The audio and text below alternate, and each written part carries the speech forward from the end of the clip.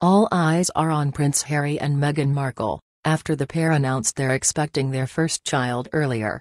According to official royal sources, Markle is more than 12 weeks pregnant and is feeling healthier than ever, but some in the health industry hold concern that Markle's pregnancy, and any pregnancies that occur after a woman turns 35 years old, could be at a higher risk for complications. For some, the term geriatric pregnancy holds a negative connotation, but the Duchess of Sussex has suddenly become the face of what many women are more commonly experiencing here, in the United States.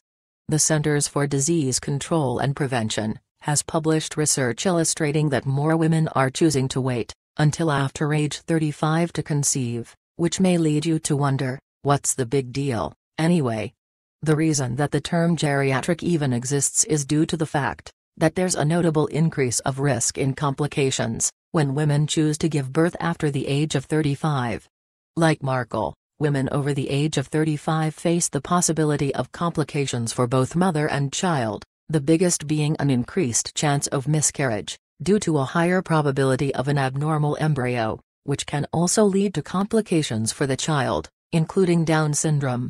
A scholarly review of over 15 international studies on geriatric pregnancies reveals that the most serious health risks associated with having a child after the age of 35 are actually diet-related, including hypertension and gestational diabetes. Gestational hypertension isn't a direct result of what women eat during these kinds of pregnancies, but the American Pregnancy Association describes the condition as uncontrollable high blood pressure occurring during pregnancy, which means that foods linked to cholesterol and inflammation will likely be off the table for Markle. Gestational hypertension can commonly result in a condition known as preeclampsia, which is often associated with more serious health implications such as liver and kidney failure.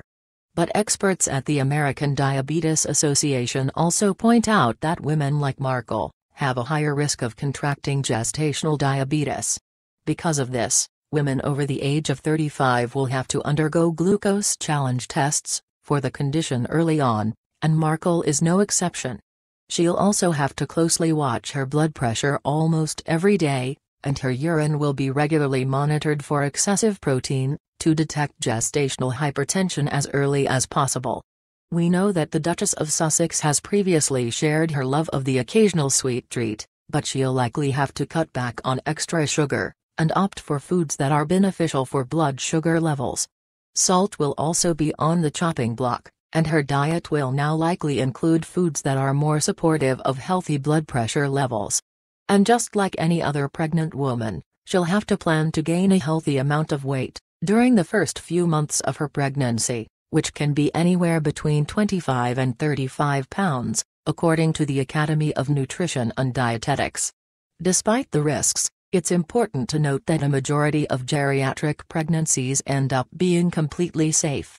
The CDC reports that between 2000 and 2012, the birth rate for mothers between 35 and 39 rose by upwards of 40% in some states.